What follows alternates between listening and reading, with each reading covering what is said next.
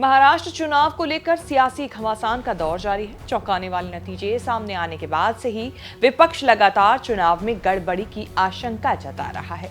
इसी के तहत कांग्रेस के एक डेलीगेशन ने एक बार फिर चुनाव आयोग के सामने अपनी दलील रखी। वरिष्ठ कांग्रेस नेता अभिषेक मनु सिंघवी ने अपनी दलील में कई बड़े सवाल उठाए हैं। सिंघवी ने अपनी दलील में कुछ अहम पॉइंट्स पर बात करते हुए आंकड़ों की मांग की। 3 या 4 मुख्य बिंदु थे। पहला था कि किस प्रकार से लाखों, बहुत बड़ी मात्रा में लोगों का, वोटर्स का हटत हुई है, कमी हुई है, डिलीशन हुआ है महाराष्ट्र में। हमने कहा है कि इसके जो पर्याप्त फॉर्म होते हैं, इसके एक तौर तरीका होता है, घर घर जाके इसको प्रमाणित करना होता है। उस प्रक्रिया के लिए हमें booth wise, polling booth wise और कॉन्स्टिट्यूंसी वाइज विस्तृत डेटा चाहिए, जो अभी अवेलेबल नहीं है। उससे मालूम पड़ेगा कि इतना बड़ा नंबर जो लोगों का डिलीशन हुआ है वो किस आधार पे हुआ है, क्यों हुआ है, कैसे हुआ है। ये हुआ बिंदु नंबर 1। और उसमें हमने ये बताया कि कई बार हमारे सब लोग जमीन पे बात करके आए हैं, पटोले साहब यहाँ पर हैं, हमारे महाराष्ट्र के अध्यक्ष हैं, कि कई लोगों ने बताया कि कई डिलीशन एक व्यक्ति के 200-250 फॉर्म भरने के साथ हुए हैं। यह असंभव है। इससे मालूम पड़ता है कि एक साथ सामूहिक रूप से आप विकृत करना चाह रहे हैं चुनाव प्रणाली को।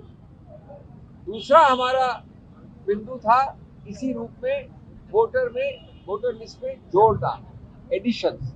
और उसमें हमने कहा कि लगभग 5 महीने का जो समय है लोकसभा और असेंबली के बीच में, उसमें लगभग 47 लाख यानी 50 लाख से 3 लाख कम वोटरों का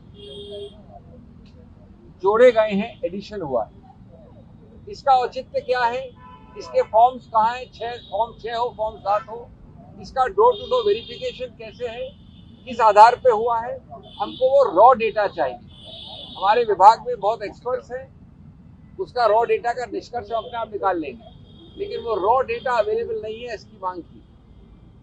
तीसरा अत्यंत महत्वपूर्ण बिंदु, कि चुनाव आयोग के खुद के दिए हुए आंकड़ों के आधार पर एक सिर्फ महाराष्ट्र का उदाहरण लिया जाए तो 3 आंकड़े आते हैं। 58.22% वोटर टर्नआउट 5 बजे, 65.02% वोटर टर्नआउट 11:15 बजे रात को, 11:30 बजे रात को, और अंतिम आंकड़ा अगले 2 दिन बाद 67% या 67 से थोड़ा ऊपर, यानी 7% लगभग का फर्क।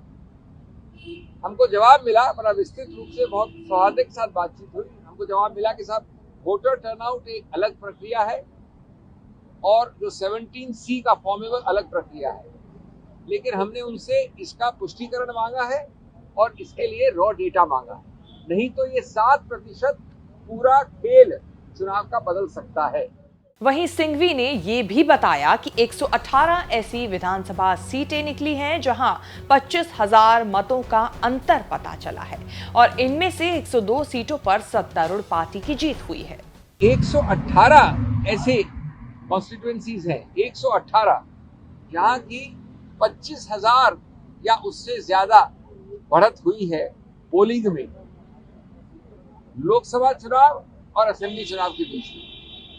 118 और 25,000 की बढ़त, यानी काउंट जिन लोगों ने पोल किया है, ये एक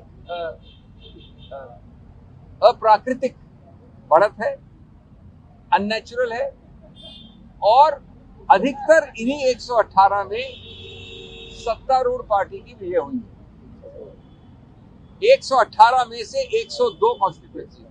एक बिंदु बता रहा हूं, मैं संक्षिप्त में बोल रहा हूं, इस प्रकार के और कई बिंदु। ये बात सही है कि विस्तृत रूप से कई बिंदुओं का उन्होंने मौखिक रूप से हमको जवाब दिया है, समझाया है। इस बीच विपक्ष लगातार ईवीएम पर भी सवाल उठा रहा है। हालांकि चुनाव आयोग ईवीएम में गड़बड़ी होने से कई बार साफ इनकार कर चुका है। ऐसे में देखना ये होगा कि विपक्ष की ये दलील कितनी ठोस साबित होती है। इस बीच महायुति गठबंधन ने सरकार बनाने का ऐलान कर दिया है। 5 तारीख को मुंबई के आजाद मैदान में शपथ ग्रहण समारोह होगा। देवेंद्र फडणवीस राज्य के नए सीएम होंगे।